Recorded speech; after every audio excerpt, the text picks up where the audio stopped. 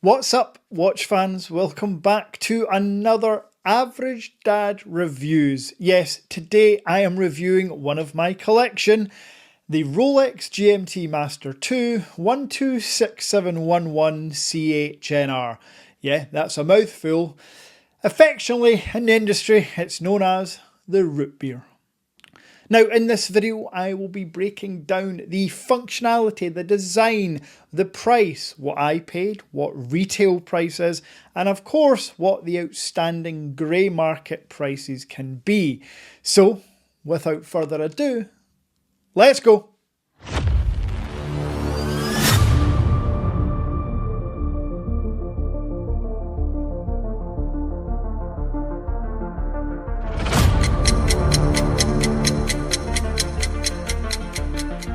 Now, if you're new to my small little tiny watch channel, thank you very much for watching. I am the Average Dad. I have a tech channel with almost 100,000 subscribers, but another true passion of mine is watches. So I set up this channel just 10 days ago and I am loving every second of it. So if you want to help me out, go ahead and smash subscribe and give this video a little like. Now, before we talk about the price and all that nitty gritty stuff, let's talk about the watch itself. So, like any premium product, I think we should start with the unboxing. And if you know, you know, this is the new style green box from Rolex. I believe 2023 they brought out the green box, so you know that the watch inside is at most a few years old. Well, I can tell you the watch inside is my reference number 126711 CHNR. And we'll dig deeper into what that reference actually means, but it is affectionately known as the Rolex GMT Master II Rootbeer. Yes, this is known as the Rootbeer because of the bezel two-tone colour. You have black and brown, or as the reference would dictate, CH chocolate NR noir. That's how you can denote all the different reference numbers on a GMT Master II. They're all two-tone bezels. Nowadays they're all two-tone bezels. There was an all-black bezel, but they are all two-tone bezels now. So the Batman or Batgirl is BLNR, so blue, noir, and so on, so on. So I have the CHNR, which some people believe is the most beautiful GMT Master II out there. However, other people believe it's ugly. I don't know where you sit, but you can let me know in the comments. I, for one, obviously purchased the watch, so I think this thing is absolutely stunning. Now, the GMT Master II Rootbeer was one of the first, if not the first, to go for a two-tone effect. Yes, we've got a steel in here, but we've also got rose gold. And it is not an ordinary rose gold, Rolex being Rolex. They have their own in-house concoction, and this is known as Everose, meaning this will not lose its sheen because infused within the 18 karat rose gold is actually platinum. Yes, this is Everose from Rolex, and I think it is absolutely stunning. Now, in terms of other design aspects outside of the bezel and strap and colours we've talked about, you've got an all-black dial with the famous GMT Master configuration, meaning this is a dual-time watch. Back in the 60s, this was created for pilots. They wanted to know the time and the country they were either travelling to or the country they were travelling from. So Rolex created the GMT Master. I believe it was Pan Am that first used it, and it was the Pepsi was the first one. And from there, it's just gone from strength to strength. Now, along with the usual hour and minute hands, you have a second hand, but you also have the second hour hand, and that's exactly how you change the time. Like most Rolexes, unscrew the crown, and to power it up, I believe there's a 70-ish hour power reserve in here. Once it's powered up, probably around 35 to 45 full rotations will give this bad boy full power. Once you've done that enough, pull it out once, and that will change the hour hand. So you can see the hour hand going around there. Now, because it's a GMT Master II, you can't pull it out a second time to change the date. There is no quick set date. You're going to have to go, if you keep a close eye on it. See that? The date changes for every second full rotation, and that's how you change the date. So unfortunately, if you are on the 30th of the month, but your watch shows the 1st of the month, you're going to have to do a lot of rotating. And the reason that is because there is a second function when pulled out all the way.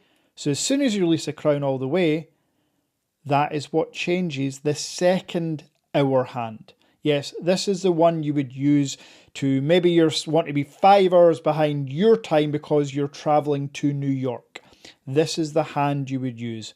And like all Rolexes, just make sure that you push the crown all the way back in. Give it a tighten to keep its waterproof resistance up, because this is also waterproof. Up to 50 meters, I believe, on the GMT Master II lineups, which is, you know, fine for a swim. Not that I would ever suggest wearing any precious metal watches in the pool. If you bash it, you're going to suffer. Besides all of that, there is a ton of history attached to the GMT Master lineup. There was a Rootbeer way back in the late 60s, early 70s, and it did look more like the famous American refreshing drink because it was a gold and brown bezel, brown up top with gold around the bottom. Back in 2018, Rolex re-released it about 35 years later, and they came out with this brown and black bezel, and that is why it is polarizing. True aficionados, the vintage people, much prefer the old style brown and gold. There is actually an even earlier model which was a full brown bezel, but to me that can't be called a Rootbeer, it was just brown. I am biased because I own this watch. I prefer modern watches. I am not a vintage collector. I do think that this Rootbeer variant is the most stunning you can get.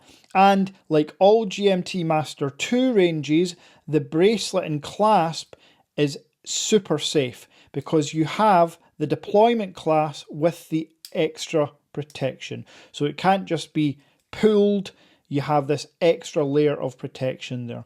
In a previous video, I mentioned about my Yachtmaster 42mm white gold variant on an Oysterflex bracelet.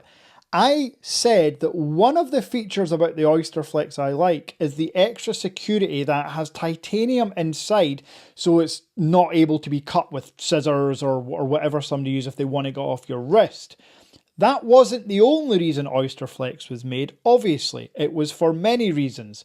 I just wanted to clarify that. Someone in the comments said it wasn't made for security. I never said it was exclusively for security. It was just an added feature. Now, Rolex, in terms of security, this clasp, this bracelet works really well. It's super strong. If you've owned many watches in the past, perhaps not in the luxury lineup, you will have had pins come loose. You will have had your strap flap open and your watch fall off. That's just what happens with less premium watches. Of all the Rolexes I've used, worn and owned, never have I had an issue. So the build quality of any Rolex watch, absolutely S-tier standard. Now before I throw it back to me to talk about the pricing, what I paid, what the grey market price is, the RRP, I do just want to show you, because a lot of people won't have seen this, the new style box. So up the top here, you have a little drawer, and this is where your papers are kept. I've mentioned before, I like full set. I like box papers full set. Now I am just going to have to be careful here with the references, but you can see here, November 2025.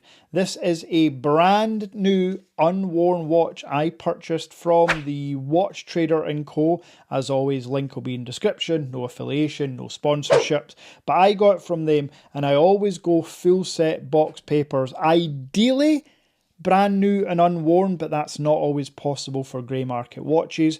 Just make sure that you have full links. And just to give you an idea of what full links looks like on my wrist, because right now this is sitting with full links, but I actually do need to take a link, maybe even two out, because I have lost some weight recently and it shows on this. This is just a bit too loose on my wrist. One link would be enough, I think, to make it fit perfectly, but here it is on the wrist. Absolutely stunning. Anyway, let's throw it back to me and talk financials. Now, you've seen what the watch does, you've seen what it looks like, you know all about its functionality. I want to tell you the price I paid. £15,350. Yes, that's the price I paid for the stunning example of a Rootbeer. November 2025 it was registered, brand new and unworn when I purchased it. Again, Watch Trader & Co. If I remember, I'll link them in the description. There's no affiliation or sponsorship. That's just the dealer I use to get my watches.